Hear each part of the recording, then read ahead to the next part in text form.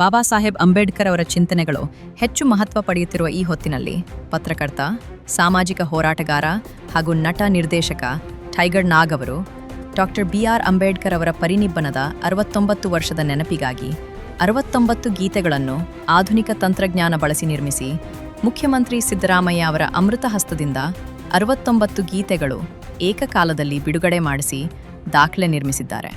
ವಿಧಾನಸೌಧ ಆವರಣದ ಅಂಬೇಡ್ಕರ್ ಪ್ರತಿಮೆಯ ಮುಂಭಾಗದಲ್ಲಿ ಅಂಬೇಡ್ಕರ್ ಅವರ 69ನೇ ಪರಿನಿಬ್ಬನ ದಿನದಂದು ನಡೆದ ಈ ವಿಶಿಷ್ಟ ಕಾರ್ಯಕ್ರಮದಲ್ಲಿ ಸಮಾಜ ಕಲ್ಯಾಣ ಸಚಿವ ಮಹದೇವಪ್ಪ, ಸಮಾಜ ಕಲ್ಯಾಣ ಇಲಾಖೆ ಸಚಿವ ಸತೀಶ್ ಜಾರಕಿಹೊಳಿ, ಸಚಿವ ಜಮೀರ್ ಅಹಮದ್ ಇವರ ಸಮ್ಮುಖದಲ್ಲಿ ಕಾರ್ಯಕ್ರಮ ಯಶಸ್ವಿಯಾಗಿ ನಡೆಯಿತು.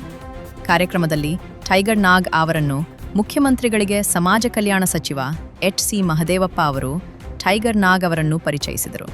ಮುಖ್ಯಮಂತ್ರಿಗಳು ಟೈಗರ್ ನಾಗ್ ಅವರ ಪ್ರಯತ್ನವನ್ನು ಪ್ರೋತ್ಸಾಹಿಸಿ, ಇಂತಹ ಕೆಲಸಗಳಿಗೆ ನಮ್ಮ ಸರ್ಕಾರದಿಂದ ಎಲ್ಲಾ ರೀತಿಯ ಸಹಕಾರ ಪ್ರೋತ್ಸಾಹ ನೀಡಲಾಗುವುದು ಎಂದರು.